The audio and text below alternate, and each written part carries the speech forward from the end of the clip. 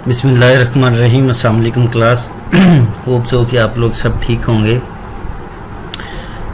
Last lecture में हमने जो है वो डिसीजन मेकिंग पढ़ा था कि कोई भी आपने टेक्नोलॉजी को इम्प्लीमेंट करना है, आइदर टेक्नोलॉजी को अडॉप्ट करना है, ट्रांसफ़र करना है, और चाहे बिज़नेस, चाहे आप अपनी जो है वो डेली लाइफ, चाहे आपकी कोई चीज़ आपने ख़रीदनी है, लैपटॉप टेक्नोलॉजी को ख़रीदनी है, मोबाइल फ़ोन, इस तरह की कोई भी चीज़, तो उसमें जो है वो डिसीजन मेकिंग किस तरह आपके काम आती है और आप किस तरह जो है वो डिसाइड कर सकते हैं। क्योंकि डिसीजन जो है वो चॉइसेस पे होता है। अगर आपके पास मल्टीपल चॉइसेस हैं तो देन आप डिसाइड करेंगे। अगर चीज़ ही एक है तो उसमें आपने डिसाइड क्या करना है।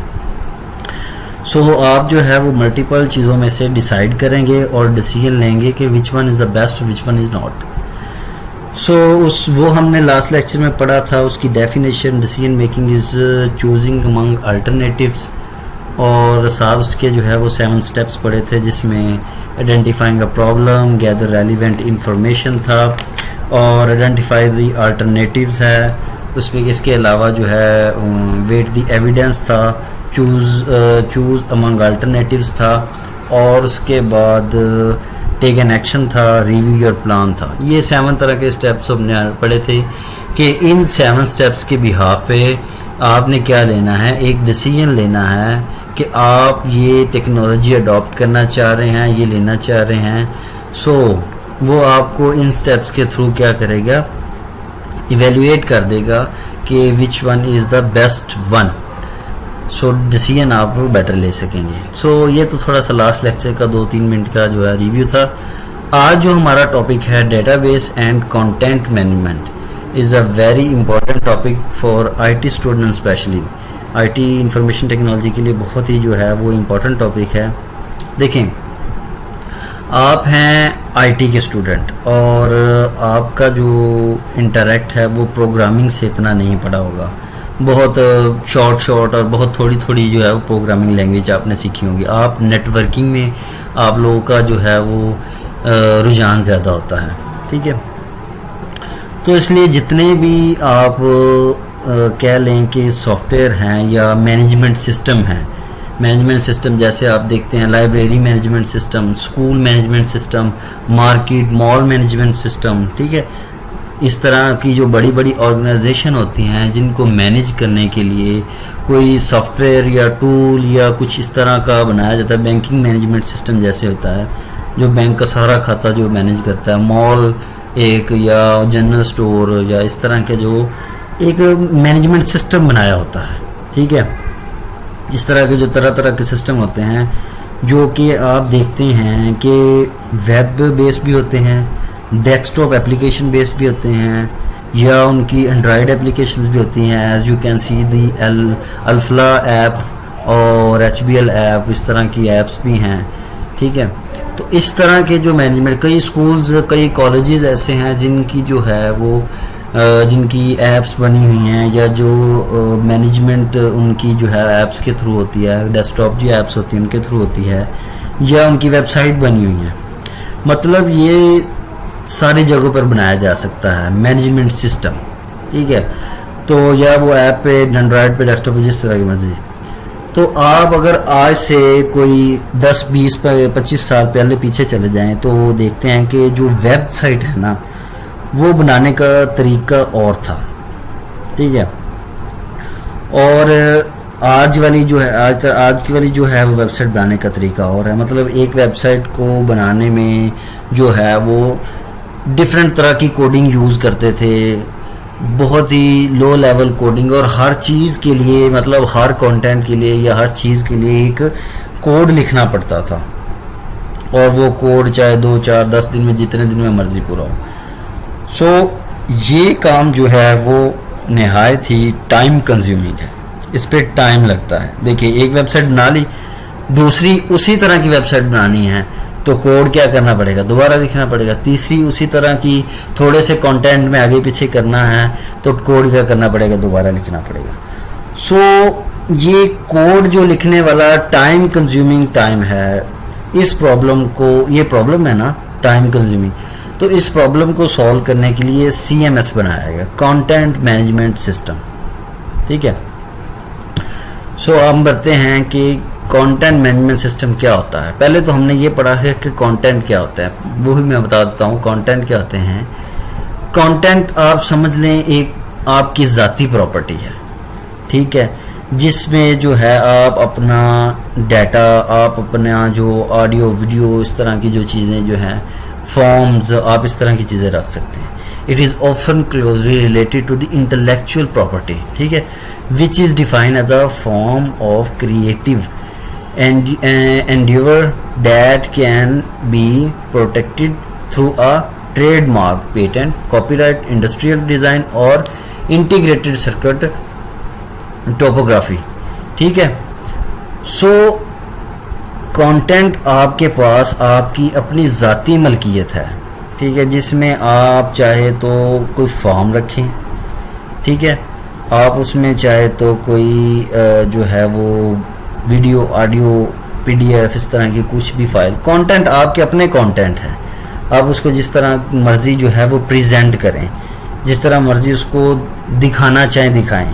ठीक है, so content varies by industry, मतलब हर इंडस्ट्रीज़ के हर मतलब स्कूल है उसके कंटेंट होंगे क्या, fees, time table, papers, mid term, final term, teacher attendance, इस तरह के कंटेंट होंगे ना। अगर आप वेबसाइट बनाएंगे तो एडमिशन फॉर्म और जो है वो न्यूज़ और अपडेटेड न्यूज़, जैसे आप अपनी जो है वो बोर्ड कोई की वेबसाइट खोलें तो उसके कंटेंट और होते हैं, अमेज़ॉन की वेबसाइट खोलें तो उनके कंटेंट और होते हैं। तो इस सेंटेंस का मतलब है कि content varies by industry, her industries पे वेरी करते हैं, हर इंडस्ट्री के अपने अपने कंटेंट होते हैं। The challenge is not only collection and distributing content, ये चैलेंज नहीं है, but also is in presenting it appropriately to various stakeholder inside and outside various organization। कि वो कंटेंट पेश करना कोई बड़ी बात नहीं है, रेंडर करना उनको कोई बड़ी बात नहीं है, पर उन कंटेंट को प्रेजेंट करना थ्रू स्टेक होल्डर भी और या आउटसाइडर भी या इनसाइडर भी हों, जिस तरह मर्जी हो, वो उन कंटेंट को हैंडल कर सके। लाइक दैट, अगर मैं आपको एग्जांपल दूं एक यूनिवर्सिटी की, तो आप क्या करते हैं, वो कहते हैं जी ऑनलाइन हमें जो अपना एप्लीकेशन फॉर्म फिल करके दें। तो आप क्या करते हैं, जाते हैं यूनिवर्सिटी की वेबसाइट पे, ऑनलाइन एप्लीकेशन निकालते हैं, उसी को फिल करते हैं और सबमिट कर देते हैं, वो उनकी डेटाबेस में चला जाता है, सेव हो जाता है। तो आप क्या हुए, आउटसाइडर। अब जिसको रिसीव होगा वो क्या हुआ, इनसाइडर। तो इस तरह के कंटेंट, ये अभी जो 15-20 साल पीछे चले जाएं, इस तरह के कंटेंट आपको नहीं मिलेंगे वेबसाइट में। सो यही बात वो कहना चाह रहा है कि कंटेंट वही चीज़ होती है जो आपकी, आप कह लें, इंटेलेक्चुअल प्रॉपर्टी हो, जिसको आप जैसे मर्जी चाहे मॉडिफाई कर सकें। ठीक है, होप सो कि समझ आ गई होगी आपको। सो नेक्स्ट हम पढ़ते हैं how can content be organised, कि किस तरह जो है वो कंटेंट ऑर्गेनाइज्ड किए जा सकते हैं। कंटेंट को प्रेजेंट करना जो है वो बड़ी बात है कि उसको हमने किस तरह जो है वो प्रेजेंट करना है, अपने डाटा को, अपनी वीडियोज़ को, ऑडियोज़ को, अपने फॉर्म्स को, अपनी PDFs को, अपने वर्ड्स को किस तरह हमने प्रेजेंट करना है। वो होता है काम किसके through a database management system.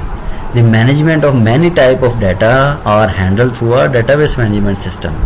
The presentation of content in organisation today is handled by software. कई तरह के इस तरह के डेटाबेस मैनेजमेंट सिस्टम है, ओरेकल है, गूगल है, ठीक है, मैक है, इस तरह के iOS है, ठीक है। तो इस तरह के कई तरह की जो हैं डेटाबेसेस हैं जो क्या करती हैं, आपके डाटे को प्रेजेंट करती हैं, सही है, आपके कंटेंट को क्या करते हैं, प्रेजेंट करते हैं, ठीक है। जैसा कि आप मिसाल ले लें, अगर वर्डप्रेस में आपने कभी काम किया हो, जिसे वर्डप्रेस शायद थोड़ा बहुत नॉलेज भी हो, तो जो वो टाइम कंज्यूमिंग वाली मिसाल मैं आपको दे रहा था कि टाइम बहुत ज़्यादा जो है वो क्या होता था, सर्फ होता था कि इसमें अलग अलग कोडिंग करने में। तो अगर अब वर्डप्रेस पे वही वेबसाइट आप क्या कर सकते हैं, 20, 25, 30 मिनट में बना सकते हैं, जो कि पूरा दिन ले जाया करती थी कोडिंग करते करते, ठीक है।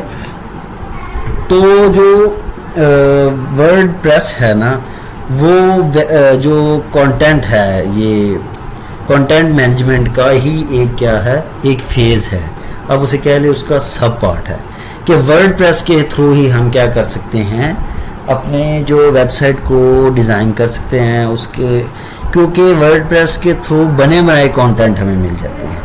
ठीक है, तो CMS असल में क्या है, मेन जो पार्ट है वेब के, मेन जो उसके फीचर्स हैं उनको कोड करके एक CMS में रख देते हैं।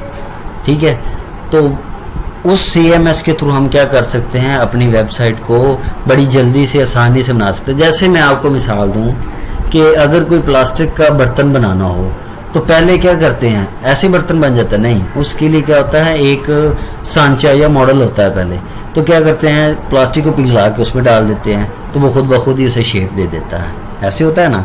तो बिल्कुल कंटेंट मैनेजमेंट की इसी तरह एग्जांपल है कि बना बनाया हमें बना बनाया एक मॉडल मिल जाता है, बने बनाई एक चीज़ें हमें मिल जाती हैं, तो उसमें क्या करना है, बस हमने वो चीज़ें इंसर्ट करनी है और हमें जो है वो एक प्री डिफाइंड जो है वो मॉडल मिल जाता है, उसमें चीज़ें इंसर्ट करके हम अपनी डेटाबेस या अपनी वेबसाइट बना सकते हैं।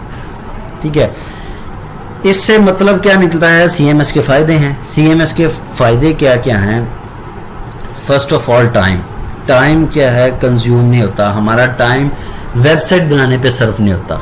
ठीक है, दूसरा इसमें क्या है, पैसा, मनी, मतलब क्या, देखिए पहले अगर एक वेबसाइट बना 10-15 साल पहले कोई वेबसाइट बनी हुई थी, उसमें चेंजिंग करवानी थी, मॉडिफिकेशन करवानी थी, कोई नई चीज़ डलवानी थी। फॉर एग्जांपल मैं अपने बोर्ड की वेबसाइट में एक न्यूज़ चलाना चाहता हूँ कि 30 जो है वो जुलाई को रिज़ल्ट अनाउंस होगा, तो मुझसे नहीं होगा वो, तो मैं क्या करता था, पहले की बात कर रहा हूँ, पहले जो है वो क्या करता था, डेवलपर को बुलाता था, वो पैसे लेता था, वो फिर न्यूज़ चलाता था, फिर वो चला जाता था, फिर कल कला को मुझे फिर कोई ज़रूरत पड़ती थी, फिर मैं उसको बुलाता था, फिर वो पैसे लेता था।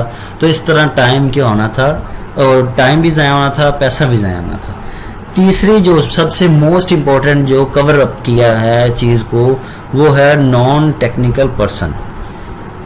जो कंटेंट जो है मैनेजमेंट सिस्टम, इसने नॉन टेक्निकल बंदे को भी ये इम्यूनिटी दी है कि वो अपनी वेबसाइट बना सकता है। फॉर एग्जांपल जैसे आप IT के स्टूडेंट हैं, आप CSS, HTML, जावा और C#, इस सारी लैंग्वेजेस पर अबूर नहीं होगा, आपको गिरफ्त नहीं होगी, आप इसमें प्रोफाउंड नहीं होंगे, तो वो इन सब चीज़ों को पहले से ही ऑपरेट करके रख देना, पहले से ही उनके मुताबिक बना के रख देना, तो वो किसका काम है, कंटेंट मैनेजमेंट सिस्टम का।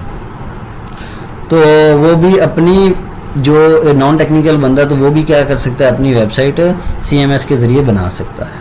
ठीक है, वेबसाइट बना सकता है, अपने कंटेंट को हैंडल कर सकता है। ठीक है, सो वेब के जो बेसिक चीज़ें हैं हमें वो CMS के थ्रू मिल जाती हैं। मतलब आसान अल्फाज में ऐसा सिस्टम, जब भी आप कोई सॉफ्टवेयर या सिस्टम बनाते हैं तो वो आपको सॉफ्टवेयर के साथ, अगर आपने स्कूल मैनेजमेंट सिस्टम बनाया तो आपको सॉफ्टवेयर के साथ क्या करते हैं, सॉफ्टवेयर के साथ एक कंटेंट मैनेजमेंट सिस्टम भी प्रोवाइड करते हैं।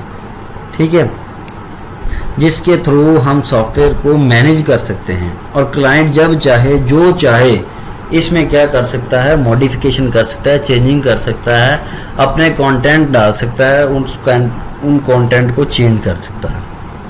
ठीक है, तो इसके लिए सबसे पहले हमें जो है वो दो चीज़ें समझनी चाहिए कि डेटाबेस क्या है और कंटेंट मैनेजमेंट सिस्टम क्या है। डेटाबेस तो आपको बहुत अच्छी तरह पता है कि जहाँ पे हम जो है अपनी डाटा को बेस कर देते हैं, जहाँ पे हम अपना डाटा सेव करवा देते हैं, स्टोर करवा देते हैं। ठीक है, उसको हम क्या कहते हैं, डेटाबेस कहते हैं। CMS में आपको बहुत अच्छे तरीके से बता चुका हूँ, पूरा जो है वो 10-15 मिनट यही डेफिनेशन है। क्या CMS is defined as software that is used for creating, नए भी बना सकते हैं, एडिट भी कर सकते हैं, managing and publishing content in a consistent and organised manner. ठीक है, जब चाहें जैसे चाहें आप ऑर्गेनाइज्ड मैनर में उसे जो है वो पब्लिश भी कर सकते हैं। CMS work best with structure content such as document और database record, but it may also be used to manage content such a video and audio file. Video ना सिर्फ डॉक्यूमेंट्स को जो है मैनेज कर सकता है, वीडियो और ऑडियो को भी मैनेज कर सकता है। ठीक है, चलें इसकी एक एग्जांपल मैं आपको क्लियर कर देता हूँ ताकि आपको और ज़्यादा जो है वो इसका क्लियर हो जाए। एक जब आप वेबसाइट, फॉर एग्जांपल एक स्कूल मैनेजमेंट सिस्टम मेरे पास है, स्कूल मैनेजमेंट सिस्टम या कुछ भी, कोई भी मार्केट मैनेजमेंट सिस्टम कुछ भी लगा लें, तो ये मेरे पास एक है डेटाबेस, ठीक है। इसमें होते हैं रोज़ और कॉलम, ठीक है। ये मेरे पास डिफरेंट तरह की जो है वो इसमें डेटाबेसेस हैं। ये एक डेटाबेस है मेरे पास बड़ी। अच्छा, इधर मेरा एक है एडमिन और इधर मेरा है एक वेबसाइट। ये मेरी वेबसाइट है, ये डेटाबेस है, ये मेरा क्या है, एडमिन है। अच्छा, अब जब भी एडमिन ने कोई चेंजिंग करनी है, जब भी एडमिन, अच्छा हाँ, एक बात याद रखनी है, एडमिन कभी भी डायरेक्ट कम्युनिकेट नहीं करेगा वेब से। इस वेबसाइट से एडमिन जो है, इस वेबसाइट से ये वाला एडमिन क्या डायरेक्ट कम्युनिकेट नहीं कर सकता। जब भी करेगा डेटाबेस के थ्रू करेगा। यही कंटेंट मैनेजमेंट सिस्टम है, ठीक है। तो दरमियान में हमारे पास क्या है, डेटाबेस है। एडमिन अब जो भी काम करवाना चाहता है वो हमें क्या करेगा, इंसर्ट करना पड़ेगा इस डेटाबेस पर। फॉर एग्जांपल, एडमिन ने क्या करना है, इस वेबसाइट पर रिजल्ट शो करवाना है। बच्चों का 10th का रिजल्ट आ गया, तो एडमिन ने क्या करना है, इस वेबसाइट पर रिजल्ट शो करवाना है, ठीक है। तो एडमिन रिजल्ट को क्या करेगा, डेटाबेस पर जो है वो इंसर्ट करवाएगा, ठीक है। डेटाबेस पर इंसर्ट करेगा। एडमिन के पास एक डैशबोर्ड होता है जो जिसे आप कह सकते हैं कि एडमिन जो है वो पैनल, ठीक है, जहां से वो लॉगिन करता है डेटाबेस को। और इस पर आने के बाद, अपने डैशबोर्ड पर आने के बाद, वो सारी जो एक्टिविटी या कंटेंट को जो है वो मैनेज करता है, ठीक है। जैसे आप कह लें पोर्टल, स्टूडेंट पोर्टल जैसे होता है, यूनिवर्सिटीज़ बड़ी में चले जाएं, गवर्नमेंट यूनिवर्सिटी में चले जाएं, तो एक स्टूडेंट पोर्टल होता है जहाँ पे स्टूडेंट के सारा डाटा पड़ा होता है, उसके अटेंडेंस, उसके मार्क्स, उसकी जो है वो परफॉर्मेंस, सब कुछ उसका जो है ना, क्रेडिट और सब पड़ा होते हैं। तो अब सेंटर में क्या है, हमारे डेटाबेस में टेबल बना हुआ है जिस पे जो है वो डाटा एडमिन की तरफ से डाटा आएगा। तो अब रिक्वेस्ट जो है वो टेबल की फॉर्म में एडमिन की तरफ से डेटाबेस में सेव हो जाएगी, ठीक है। अब इंसर्ट किसने किया है, एडमिन ने किया है, ठीक है। सो एडमिन की तरफ से क्या हो जाएगा, इस पे डाटा क्या हो जाएगा, स्टोर हो जाएगा। इंसर्ट करेगा डेटाबेस पर और वो क्या होगा, वेबसाइट पर डिस्प्ले होगा। एडमिन ने क्या किया है, डाटा को, कहाँ गया, एडमिन ने क्या किया है, डाटा को इंसर्ट किया है किस पर, डेटाबेस पर। और डेटाबेस किसको, वेबसाइट किसको फेच करेगी, डेटाबेस को। और रिजल्ट कहाँ पे शो होगा, वेबसाइट पर, ठीक है। अब क्वेश्चन ये यहाँ पे रेज होता है कि इंसर्ट तो उसने किया है डेटाबेस पर, तो डिस्प्ले हो रहा है वेबसाइट पर, वाई, कैसे, ठीक है। तो यहाँ पे जो है वो डेटाबेस क्यूरीज जो यूज़ होती हैं, अगर डेटाबेस कोई पढ़ा हुआ आपने, DBMS अगर आपने उन्हें लास्ट लेक्चर, मतलब लास्ट सेमेस्टर में या कभी पढ़ी हो, तो आपको क्यूरीज का पता होगा कि क्यूरीज के थ्रू हम डाटा को क्या करते हैं, इंसर्ट करते हैं, डिलीट करते हैं, फॉर्मेट उसका चेंज करते हैं, ठीक है, और उसमें मॉडिफिकेशन करते हैं। सो इंसर्ट की क्यूरी के थ्रू जो है, इंसर्ट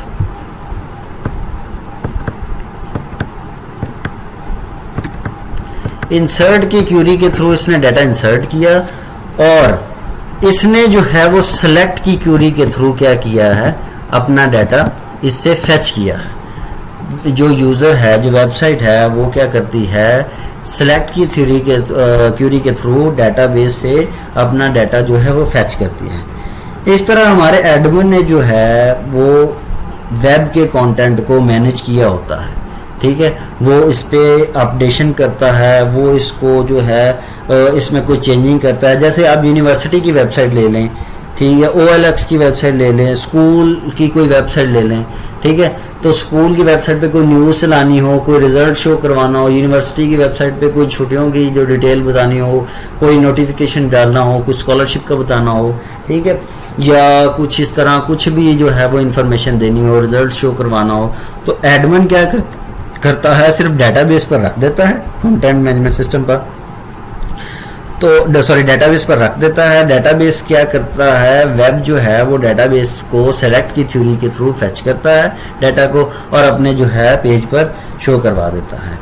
ठीक है, अब एड मनी नहीं, ज़रूरी नहीं है एड मनी। अब देखें, अगर आप स्कूल यूनिवर्सिटी की एग्जांपल है तो उसमें टीचर्स भी होते हैं, उसमें रजिस्ट्रार भी होते हैं, उसमें डीन ऑफिस से भी होते हैं लोग, उसमें जो है एम्प्लॉयज़ भी होते हैं तरह तरह की। तो हर बंदा क्या कर सकता है, इस जो है वो डेटाबेस को फेच कर सकता है थ्रू अपने अपने पोर्टल के थ्रू। ये नहीं है कि एडमन के पोर्टल के थ्रू आप जो है वो फेच कर रहे हैं, ये अपने अपने पोर्टल के थ्रू क्या कर सकते हैं, इसको फेच कर सकते हैं। ठीक है, अपना उनका अकाउंट होता है, जैसे अटेंडेंस वाला का अपना अकाउंट होता है, रजिस्ट्रार का अपना होता है, डीन ऑफिस का अपना होता है, एम्प्लॉयज़ का अपना होता है, स्टूडेंट्स का अपना होता है। तो ये भी कंटेंट को डिस्प्ले करवा सकते हैं, ये भी जो चाहे जो हैं वो क्या कर सकते हैं। फॉर एग्जांपल देखिए, अब टीचर ने अटेंडेंस लगानी है तो वो क्या करेगा, डेटाबेस में अपनी अटेंडेंस रख देगा, जो किस पे शो होगी, वेबसाइट पे शो होगी। डेटाबेस पे तो वो सिर्फ सेव करवाएगा। जैसे टीचर ने पोर्टल्स पर रिजल्ट शो करवाना होता है, हमारे ये जैसे यूनिवर्सिटी गवर्नमेंट कॉलेज यूनिवर्सिटी में हमारा पोर्टल बना हुआ है, जैसे मैं एमफिल उधर से करके आऊँ तो हमारा उधर पोर्टल बना हुआ था, किसी भी टीचर ने जो है रिजल्ट अपलोड करना होता था वो डेटाबेस पर रखता था, इधर वेबसाइट पे शो हो जाता था। तो ये क्या है कि हर तरह का बंदा जो है इन कंटेंट को क्या कर सकता है, मॉडिफाई कर सकता है, चेंज कर सकता है, क्रिएट कर सकता है, पर थ्रू अपने पोर्टल के, ताकि कल को उस पर इन्वेस्टिगेशन या चेक लगाया जा सके कि इस बंदे ने जो है वो फलां जो है वो चेंजिंग की है। अब यही नहीं है कि इधर वाला बंदा ही इसको एक्सेस कर सकता है, अब इसका वाइस वर्सा भी है। ठीक है, मतलब देखिए एडमिन साइड पर हम इसकी मॉडिफिकेशन या कंटेंट को चेंज नहीं कर सकते सिर्फ, बल्कि इसे यूज़र वाली साइट पर भी मॉडिफाई, चेंज या तब्दील किया जा सकता है। जैसे देखिए यूनिवर्सिटी की एक वेबसाइट है, ये वेबसाइट फ़र्ज़ किया यूनिवर्सिटी की है। ठीक है, अब इस पे आपने कहा जी ऑनलाइन आप अपना एडमिशन करवा सकते हैं, आपने अपना एक फॉर्म जो है वो जनरेट करके इधर रखा हुआ है। ठीक है, name, father name, CNIC, date of birth, सारा कुछ। तो ये क्या है, अब स्टूडेंट क्या करेगा, आएगा इधर फॉर्म भरेगा, फॉर्म भर के क्या करेगा, इंसर्ट करेगा। अब स्टूडेंट इंसर्ट करेगा डेटाबेस पे और इधर क्या करेगा, इंसर्ट की क्यूरी के थ्रू ये अपना डाटा क्या कर देगा, अपनी जो है वो डेटाबेस पर इंसर्ट कर देगा। अब इधर फॉर एग्जांपल एडमिन या किसी जो है वो एग्जामिनेशन डिपार्टमेंट ने उसका जो एडमिशन है वो कंट्रोल करना है। अब एडमिन या एग्जामिनेशन डिपार्टमेंट जो है वो इसको सेलेक्ट की क्यूरी के थ्रू क्या करेगा, वो क्या करेगा, इसको फेच करेगा। मतलब वाइस वर्सा हो गया, उलट काम हो गया, जो काम पहले वो कर रहा था वो कर रहा है, जो काम ये कर रहा था वो कर रहा है। ठीक है, तो पहले ये कर रहा था, वेब जो है वो क्या कर रही थी, सेलेक्ट की थ्योरी को यूज़ कर रही थी, अब ये क्या है, इंसर्ट की थ्योरी को यूज़ कर रही है। तो कहने का मकसद ये है कि कंटेंट मैनेजमेंट जो है वो सिर्फ कंटेंट की मॉडिफिकेशन, चेंजिंग, इंसर्शन, डिलीशन सिर्फ एक साइड पे ही नहीं होती, दोनों साइड पे ही होती है। अब देखिए फॉर्म गलत फिल हो गया तो यूनिवर्सिटी टाइम देती है आपको कि आप टिल डेट से 2 दिन पहले तक इसको क्या कर सकते हैं, एडिट कर सकते हैं। सो आप उसको जाकर एडिट कर देते हैं। तो होता क्या है, सिर्फ आपकी डेटाबेस पर जो उसके टेबल और रो बना हुआ है उसमें क्या होती है, आप सीधा जाते हैं उसको, मतलब आपने इधर आपका नाम फॉर एग्जांपल अली है तो इधर अली के नाम से क्या आएगी, एक डेटाबेस बन जाएगी। ठीक है, और ये डेटाबेस आपकी ही है, आप जब चाहे इसमें क्या कर सकते हैं, चेंजिंग, मॉडिफिकेशन कर सकते हैं। तो टिल डेट से 2 दिन पहले तक। तो आपको याद है वो मैंने CNSC गलत लिख दिया, आप वेबसाइट पे दोबारा जाते हैं, आप अपने फॉर्म पे जाते हैं तो फॉर्म आपको सीधा इस डेटाबेस पर ले जाता है। डेटाबेस पर लेके जाने के बाद वो क्या करता है, आप CNSC पे जाते हैं, उसको डिलीट करते हैं, इधर से भी डिलीट होता है, आप दोबारा इंसर्ट करते हैं, ऐड करते हैं, वो इधर भी ऐड हो जाता है। ठीक है, टिल डेट के बाद ये रास्ता बंद हो जाता है और आप उस पर क्या कर नहीं कर सकते, चेंज नहीं कर सकते। और फिर इस डेटाबेस को क्या कर सकता है, सिर्फ एडमिन या जो एग्जामिनेशन डिपार्टमेंट वाला ही सीन कर सकता है, हैंडल कर सकता है। तो इस तरह ये काम करता है। सो वाइस वर्सा भी होता है कंटेंट में कि यूज़र साइड पे भी कंटेंट मॉडिफिकेशन हो सकते हैं और एडमिन साइड पे भी मॉडिफिकेशन हो सकती है। सो ये तो थी हमारे पास क्या कंटेंट मैनेजमेंट सिस्टम। ठीक है, इसकी एग्जांपल अगर आप देखें तो इसमें वर्डप्रेस, दुनिया की 40 से 50% जो वेबसाइट है वो वर्डप्रेस पे बनती है। बहुत ही जो है सबसे बड़ा CMS का जो सोर्स है वो वर्डप्रेस ही है, ठीक है। उसके बाद जोमला है, उसके बाद और मुझे ज़हन में नहीं आ रहे, मैजेंटो है, आई थिंक मैजेंटो भी एक है। जिस मैजेंटो के थ्रू आप क्या कर सकते हैं कि ई कॉमर्स वाली जो है वो साइट बना सकते हैं। जैसे आप ऑनलाइन शॉपिंग वाली या आपने कोई ऑनलाइन जो सेल परचेज वाली कोई वेबसाइट बनानी है तो आप इस पर जाएंगे, मैजेंटो ही आई थिंक, अगर मेरा ज़हन जो है वो स्लिप नहीं कर रहा तो, और इस पर आप जाके अपनी जो है वो वेबसाइट क्या बना सकते हैं, उसके कंटेंट खरीद सकते हैं। आप अमेज़ोन हो, अलग इस तरह अपनी वेबसाइट क्या कर सकते हैं सेल परचेज के लिए इनसे बनवा सकते हैं। उसके अलावा जो है ओ कॉमर्स, रिमेंबर ओ कॉमर्स, WOO, उसको जो W जो साइलेंट है, ये CMS तो नहीं है लेकिन ये वर्डप्रेस के अंडर ही काम करता है, ठीक है। एक जो है वो वर्डप्रेस का आप कह सकते हैं सब पार्ट है। इसके ज़रिए भी आप अपनी जो इसके में और जो वर्डप्रेस में डिफरेंस क्या है, वो कॉमर्स के थ्रू आप अपना जो ब्लॉग है ना उसको आप अपना कोई भी ब्लॉग है उसको ई कॉमर्स में चेंज कर सकते हैं, ठीक है। आप अपने ब्लॉग को ई कॉमर्स वेबसाइट बना सकते हैं। इसके अलावा जो है ओपन कार्ट यहाँ ओपन कार्ट जो है वो भी ई कॉमर्स की जो है वेबसाइट बनाने के लिए जो यूज़ होता है। इस तरह के जो काफ़ी जो है वो कंटेंट मैनेजमेंट सिस्टम हैं जिनके थ्रू क्या कर सकते हैं, जो है हम इस कंटेंट मैनेजमेंट सिस्टम की अपॉर्चुनिटी को यूज़ कर सकते हैं। सो ये वही मैंने बताया हुआ है कि व्हाट डज डेटाबेस कंटेन। ये मैं बताया हूँ आपको कि एक सेल्फ ड्रिवन जो है इंटीग्रेटेड रिकॉर्ड है आपके पास। इसमें बाइट जो होते हैं वो डाटा होता है। बाइट्स क्या होते हैं, ग्रुप में होते हैं, कॉलम में होते हैं, तो क्या कहते हैं फील्ड्स होती हैं। अगर कॉलम ग्रुप इन रोज होगा तो विच आर कॉल्ड रिकॉर्ड होगा। ये तो शायद आप लोगों ने DBA में अगर पढ़ी हो तो आपको पता होगा कि कॉलम जो होते हैं वो फील्ड्स होती हैं और रोज होती है वो रिकॉर्ड होते हैं। A group of similar rows is called a table और जो है वो फाइल्स होती हैं, ठीक है। A database is a collection of tables plus relation structure plus meta data mean data about data, मतलब एक पेरेंट डाटा होता है उसका चाइल्ड डाटा होता है, ठीक है। जैसे मेरे नाम पे जो है एक डेटाबेस बनी हो तो उसके अंदर जो डाटा होगा वो क्या होगा, Meta data that describe the structure, ठीक है। तो ये डेटाबेस की थोड़ी सी डेफिनेशन थी। इसके जो दो टाइप्स होती हैं CMS की, एक होती है ECM। ECM क्या है, इंटरप्राइज कंटेंट मैनेजमेंट होती, ये भी तकरीबन वैसी ही है। तो CMS जैसी, बस डिफरेंस क्या है वो बताते हैं कि combines tools such as software which are strategy for incorporating an organization's business content के organizations बिजनेस कंटेंट को डील करती है विद इट्स कंटेंट, उसके कंटेंट के हिसाब से। It can manage structured and unstructured content, ठीक है। स्ट्रक्चर हो चाहे अनस्ट्रक्चर्ड हो, दोनों को वो क्या करती है, डील करती है। And enterprise content management system is when a companies content strategies software tools and team intertwine मतलब मिल जाना, मिक्सअप हो जाना, ठीक है, मिलकर जब together to manage content effectively. तो ये क्या कर सकते हैं इस ECM के थ्रू इफेक्टिवली जो मैनेज कर सकते हैं। WCMS क्या होता है, W वेब को प्रेजेंट करता है, बाकी CMS वही है, कंटेंट मैनेजमेंट सिस्टम। तो web content management system is considered by most industry professionals to be a subset of CMS।